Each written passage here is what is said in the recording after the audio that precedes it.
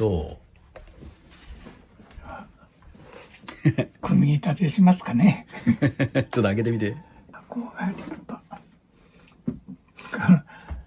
この箱がすごいよね。これすごくない？それあれでしょ？土でしょ？土。トロイヤで凝ってるよな。裏に印刷っていいよね。両面印刷やもんそれね。本物のトロフィーかな？ぽいね。そうやね。白押しかそれ。左の。ああ、そうや。この車って、オーストラリアで世界選手権の時受け取ったのって、レースの前日なの。で、合同練習したことはあんねん、アメリカで。うん。その時になかった。車はなかったね。多分、これじゃなかった。で、その時に受け取ったのって、おそらく練習はしてないから、前日とか前々日ってこと。ということはね、その時完成してたの、車。組んだ覚えはないので、完成したものをもらった。メカ積みしたんやね。うん。っていうことは、この車を組み立てるのは初めて。まあ、初めて。ただ、整備はしたよね、こいつ。これはね、阿蘇市から結構聞かれて、これはなんか当時なかったらしくて、これは何の材質で作ってるんやとか。アソシのやつでも簡単なこんな棒だけやったんよね。バッテリープレートはね。だからやっぱりもっとしっかり押さえんと飛び出す恐れがあるんで。実際には何が入ってるのかな、その中には。それ確かタミヤのプラスチック、プラ板プラ板プラ板やね。で簡単に作れるんで。現場で作った。とりあえずその GX 用で作っていってたわけ。それがあったわけや、ぴったり。ぴったり、その部分はもう全く一緒やったから。なるほど。で、そのままポン漬けでいけたわけね。そうそうそう。あった。あった。こうやってそうか、2枚じゃないんや。でこの下に潜り込ませて、大体ね、阿蘇市からの車で、いや何でもそうやけど、説明書見て組むってことはほとんどないのよね。自分で作った車、説明書を作ることあっても、自分で説明書見んからね。現代の人みたいな。頭クリアできるんで。あ、だから柔らかいので。そう。前から外せる。あ、そうか。ロックセルだから、上にこう外れないようにしたかったんや。そうそう。今のバテル2でロクセルで、テープで止めるだけだから。でみんなはね、ああいうロクセルは、ほとんど接着してしまうのよね。ところが俺はほら、マッチドしてまた再マッチドするんで、接着芯ともうテープだけで止める。で、ステルスミッションっていうのができたのがこの時初めて。そうそうそう。で、この時に初めて新型に変わったわけよ。で今まで中の構造がちょっと違ってたよね。衝撃的に良かったよね、これ。これが。今まではね、ギアがね、すぐこう舐めてしまったり。弱かったよね。弱かった。だから MIP の強化型ギアとか使ってたもんね。その時はまだ本当のステルスだから、成形じゃなかったよね。削り出し？このミッションケース削り出した。削り出しで作ったの。なるほど。だから数がなかった。もちろんこれは成形やな。これも成形。削り出しなんや。ほぼ同じ形で。金色のモーターマウント。RC10 のユーザーが、こうしてほしいって聞いてたことがあるのね。で、それを今回、そのモーターマウントで実現してもらったんやけど、そのモーターの取り付けるビスの上側の削り、そこをまっすぐやねん。丸くしてもらった。ここが、こうストレートなのね。そうすると、モーター位置変えられへん。ずーっとそれでもう何十年もそれで売ってて、で、再販がこう、どんどん出てきたんやけど、やっぱりまっすぐで、そこが。大きくなってるね。何が？穴が。こう縦が。おそらくね、まっすぐなんよ。元は。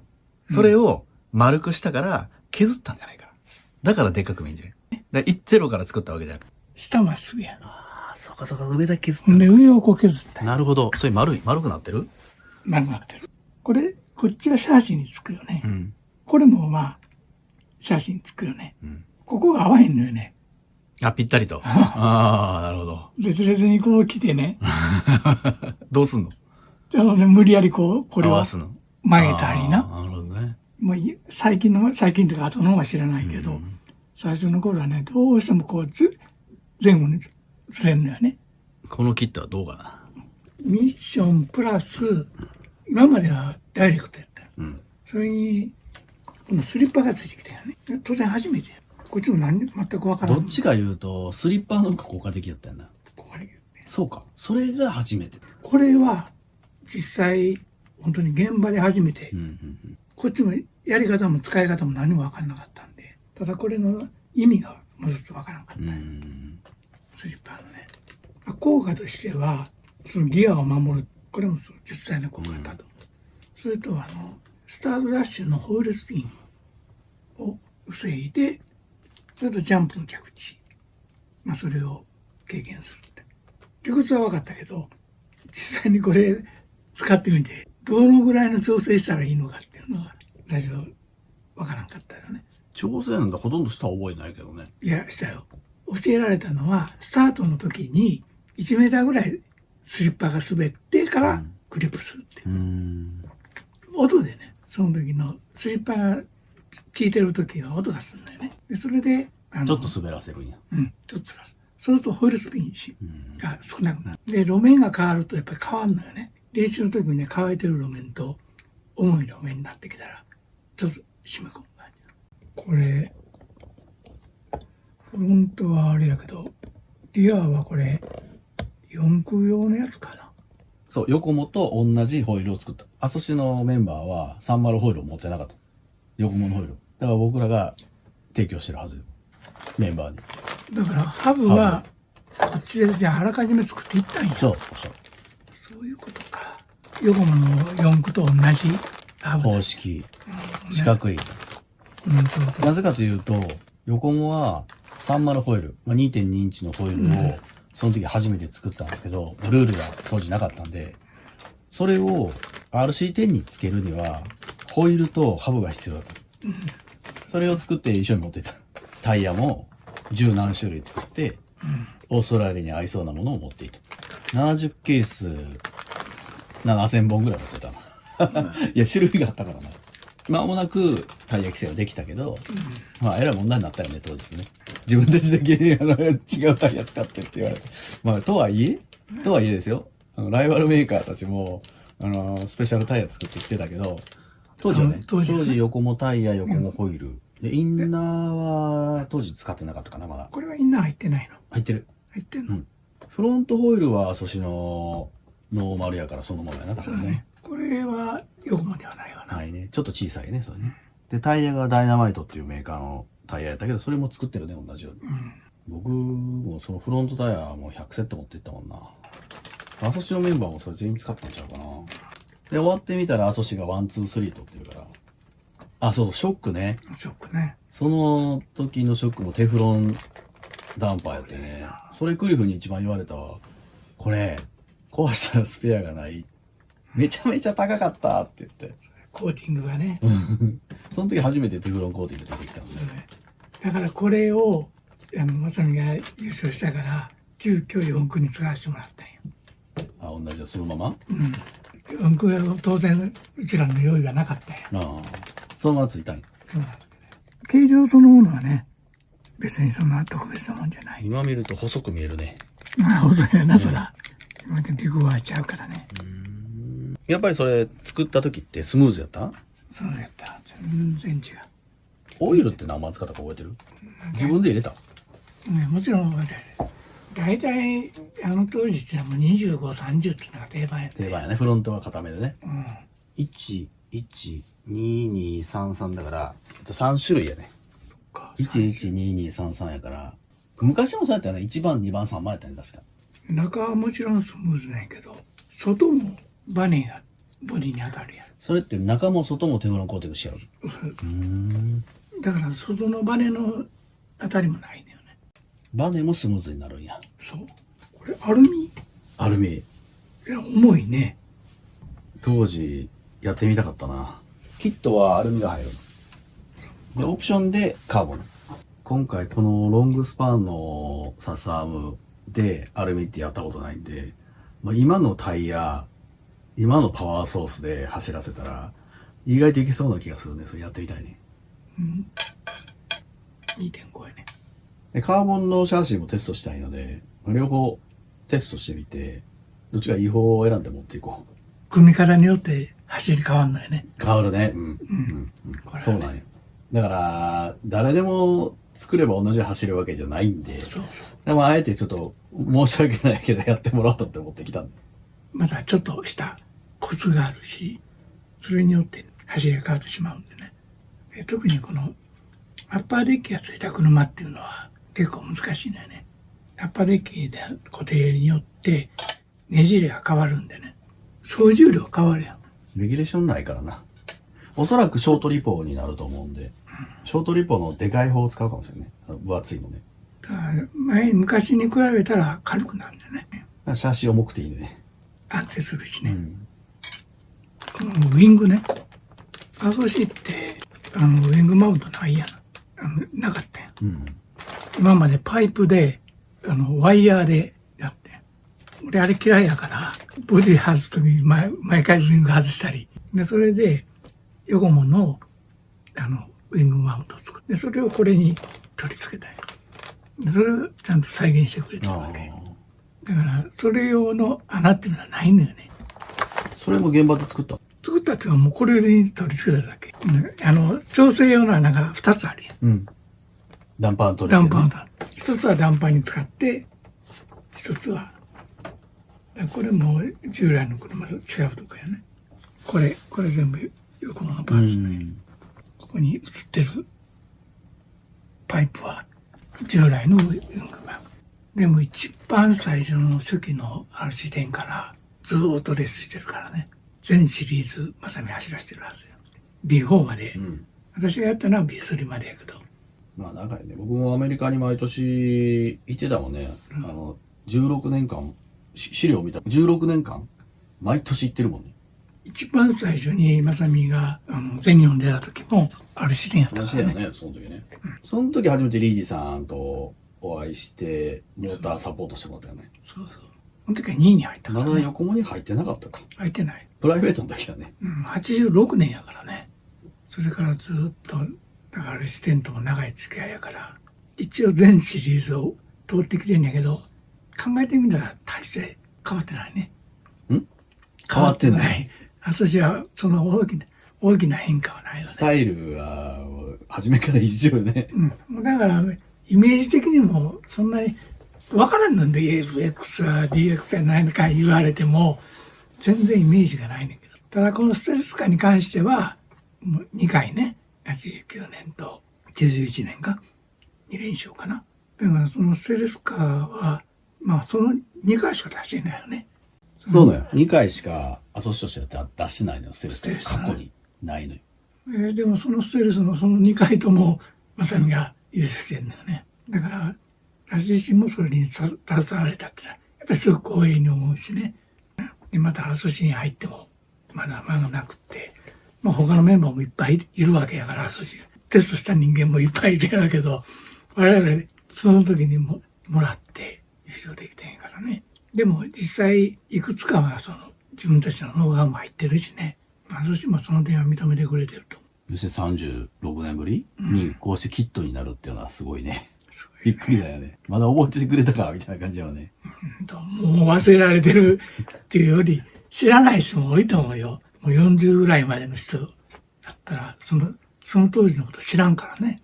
で、そしてここで第1回目のアソシエイテッドのヴィンテージチャンピオンシップがラスベガスで開催されるっていうのはまたすごい新しいスタートなんだよ、これ。今まではリーディレースっていう、アソシエイトで働いてたマイク・リーディさんが主催しているレースがもう世界中であったけど、アソシエイテッドの主催ではなかった。今回はアソシエイトの主催で第1回目、しかもヴィンテージの車で、ノーリミット、ドライバー制限とかメーカー制限、車の制限ないんですよ。ただ年代だけでクラスを分けてやりましょうっていう大会が始まるんで、これ世界的に多分ブームになるんじゃないかな、今回のレースが皮切りになって。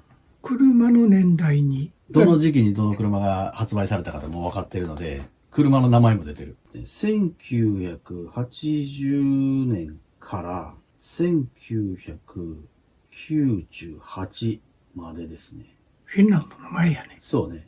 B4 は出れないかな。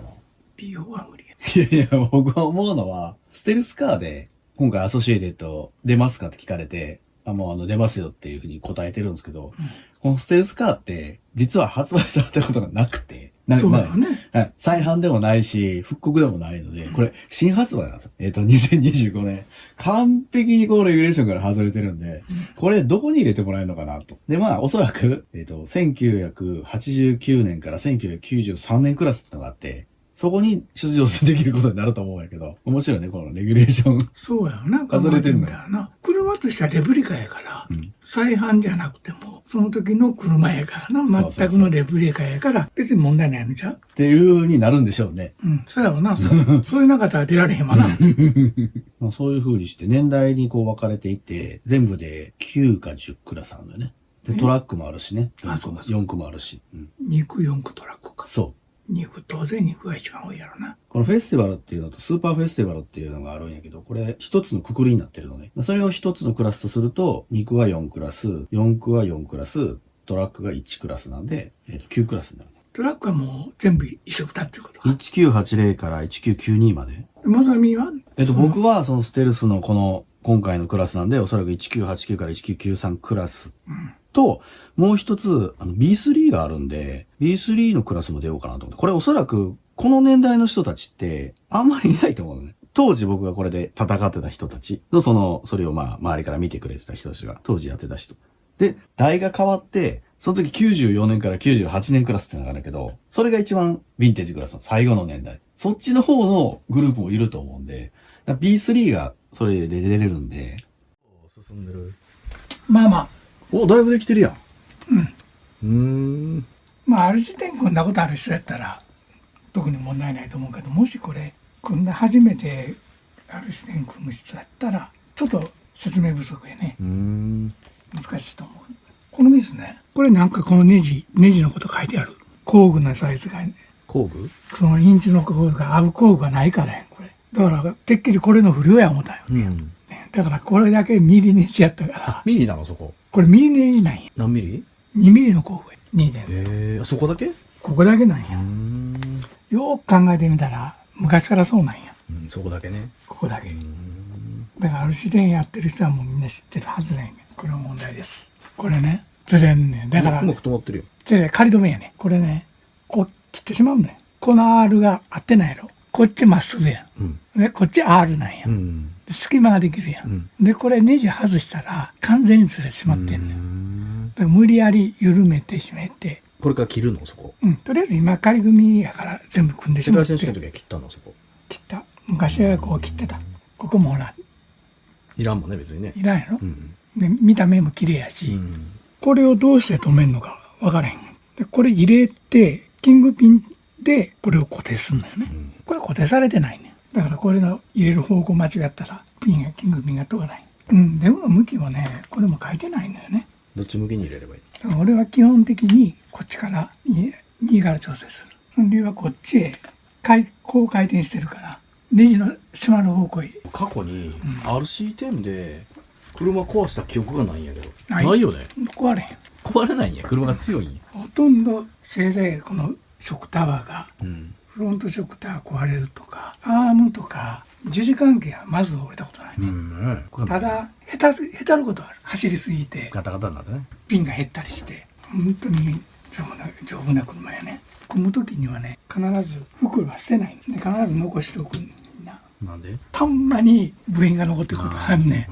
それとかもし欠品があった時に確認できるし、一応完成するまでは終わったら捨てる。終わったら捨てる。でもお客さんとかが来た場合はもう袋ごと返すから。鉄関係は WD。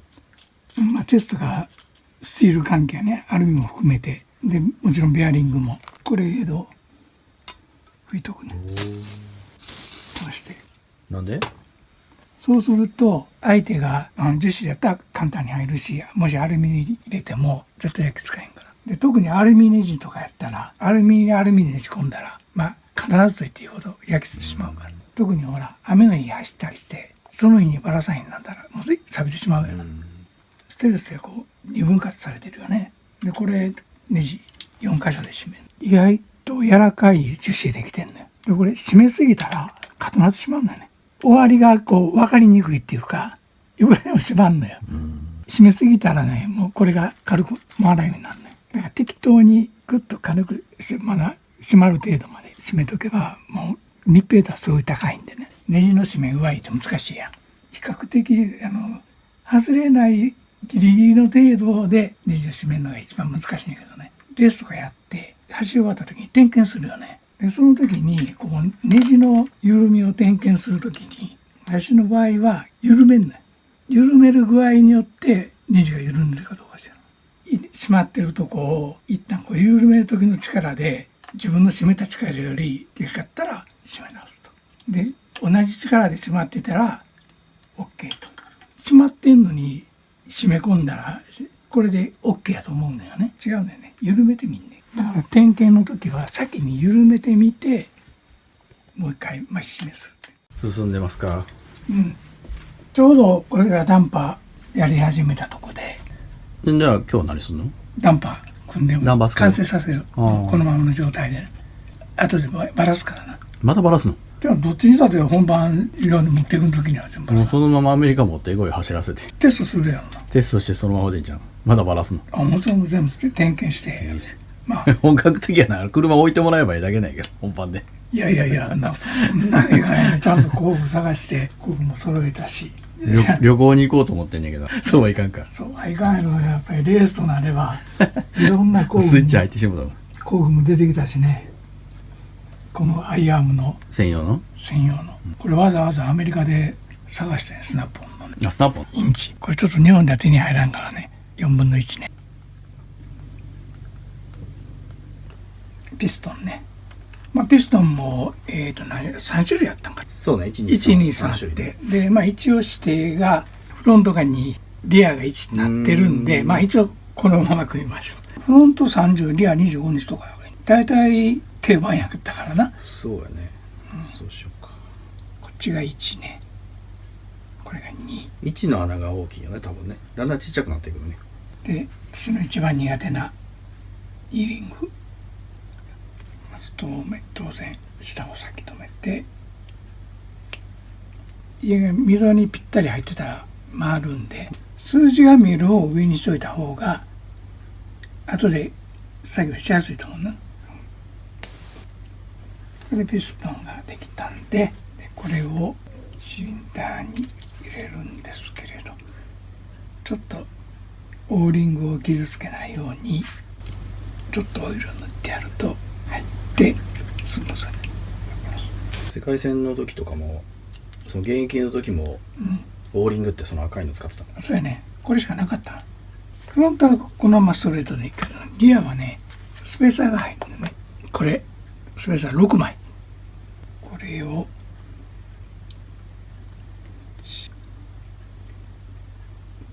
これね、このリング通常これ使うの、これ入れたら見えなくなるのよ。でステンレスにした。これついてるよね。外すとねバリが出るのよね。ここに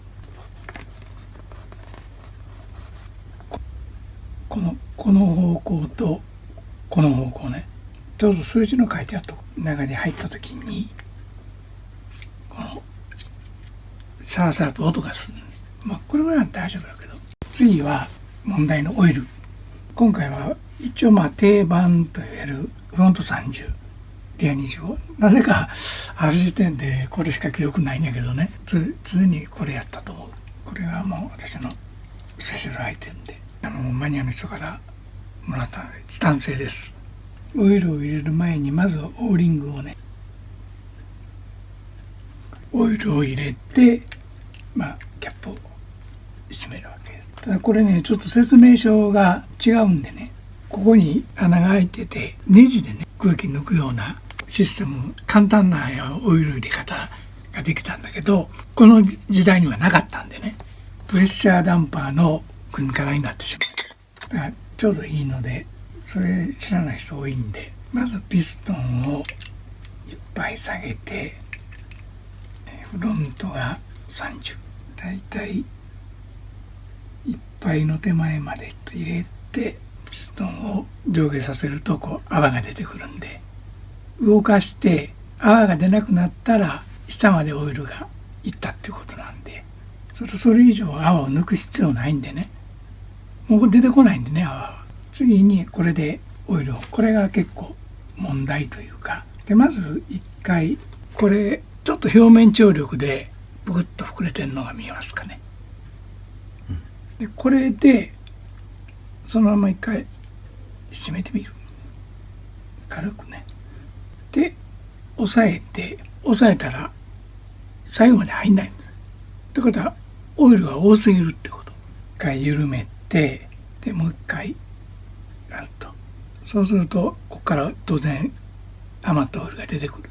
でこれでほぼいっぱいまで締めて、それで下げてもう一回締めると、ちょっとこれ余ったオイルが出てくるでしょ。でこれやるとちょうどこれがもういっぱいになる。これがベストな状態で、これ入れて跳ね返ってくると、もちろん全部は空気の量だけしか出てこないんで、これが出てこなかったらオイルが少ないし、昔はこんな便利な工具があったんでね、軽くこれオーリングで締まってるんで、そんなにきつく締める必要ないんでね。オーリングがはみ出てきた、これオイルが入りすぎてるから、入れた時に圧力がかかりすぎてオーリングがはみ出てきないよね。緩めてこれを押さえる時に気をつけて出さないとオーリングが出てしまうんで、次リアはちょっと量がね違うんで。何が違うの？リアは当然ダンパが長いんでたくさんのオイルが入るんでね、やり方としては同じなんだけど、ただリアはスペーサーが入ってるんで下に入る量が多いんで一気にすごい減ってしまう。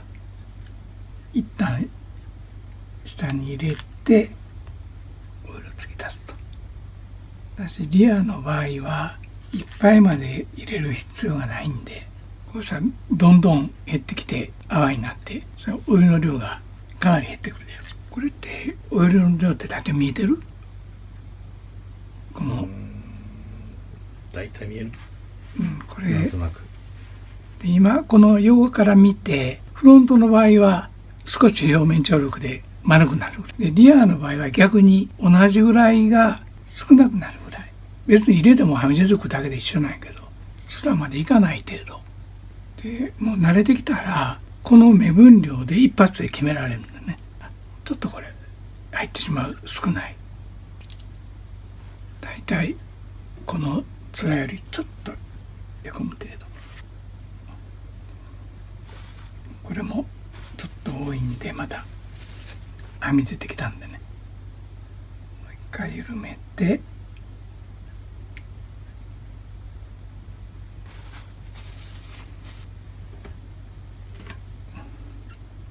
これでちょうどぴったし。16と19か。16、19。3ミリか。3ミリか。それダウンストロークが変わるよね、それでね。そう。説明書に指示ない。この写真から見たら多分短いね。短い方でいこうか。指示がないんで短い方でいきましょう。これね、古いニッパーをあえても刃の潰れたやつね、これ使うと簡単なんで、最初このこう掴んで、これでこれいっぱいまでいったら刃の厚みも残るんで、そのギリギリのとこを今度掴んで、何が残るって？この刃の厚み分のとこそれ以上進まへんのね。でこういう状態、これを入れて、でこれをはめて、それバネのテンションはそのこれでそれからこれ目分量なんよね。でネジで締めるんや。そう。一応左右対称に持ってきといた方が、これは見た目ね。向き？それフロントとバネとリアとバネ一緒？一緒やな。違うちょっと長さ違うよ。違うね。それ世界選手権の時もそんなバネやった？雑誌はフロントすごい長いのついてるよ。柔らかいわ。後ろが。でこれフロントはどっちがフロントなの？その短い方がフロントや。後ろが柔らかいね。後ろ柔らかい。線形が違うね。強そうな笹アームやな。これすごいね。しっかりしてるね。絶対壊れへんなそれ。この車って覚えてる？例えば笹アームそれやったかどうかとか。覚えてるよ。成形の笹アームが初めから入ったら削り出しやったの当時は。いや成形やった。成形やったの？これじゃあ売ろうとしてたの？じゃあこれね、そうや、トラックの確かそうや。もう使った。うんうんうんで、これは削り出しやったんや。うんうんこれとこのギアケースがな。うんで、アームはね、作ったのか言ったら、確かね、グリオギターのトラックのやつを使ったって。この樹脂は好きやね。変わってない昔から。変わってないね。この絶対割れないし、適当な硬さがあって柔らかさがあるし、このね、アソシの好きなのはね、とにかく余分なもんがないのよね。車自体に？違う、ワッシャーとかね。あ普通とかやったらこれにワッシャー入れて、あと止めるとかね。シンプルだね。シンプルね、すごいワッシャーがとにかく少ないし、で、特にこの辺の車って言ったらもうセッティングするところがないのよね。アイアームの位置とか、こっち一箇所しかないし、長も一箇所、こっちも一箇所一箇所。クリフは本当に位置にポジション時間かけるもんね、作る前に。そうよ。だからもう決まってんのよね、バシッと。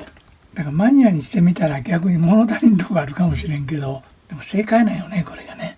だってもうセッティングってアイアームの位置を外側につけるか内側につけるか、その数ミリしか変わらないのに、その辺がもう結構ポイントになるもんね。そうだよね。ほんまにこの出来上がったこの状態が走らなかったら勝てないよね。そうそうほんとそう。クリューとか全部ほぼセッティング出してくれてるから、ほっといても勝手に走るから。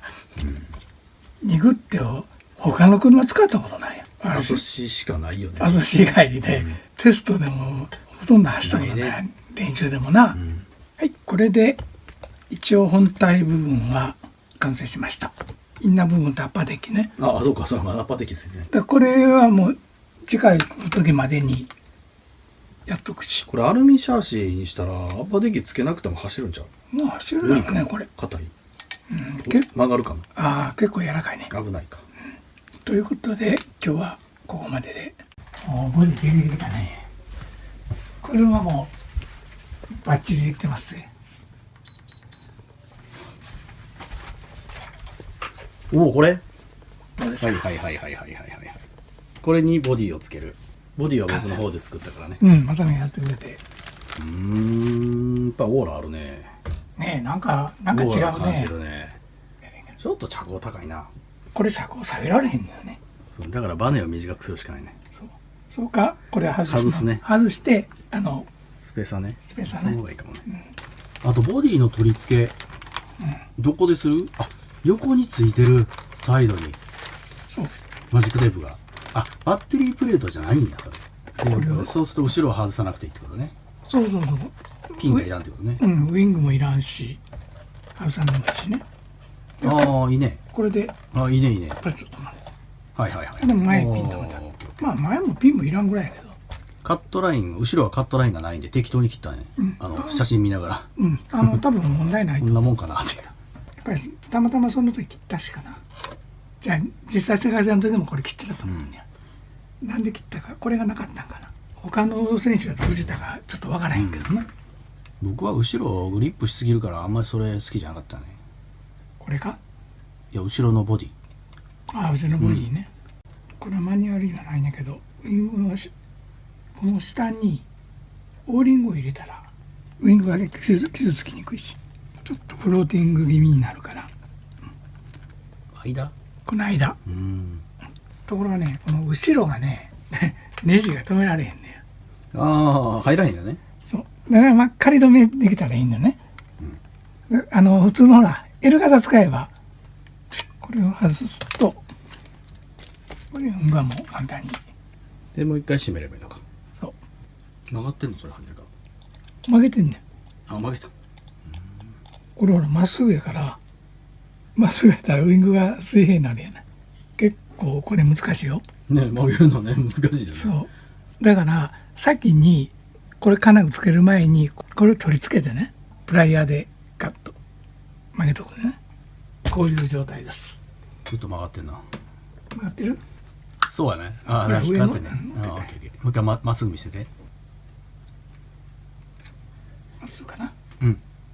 バッテリープレートは結局どうなったの？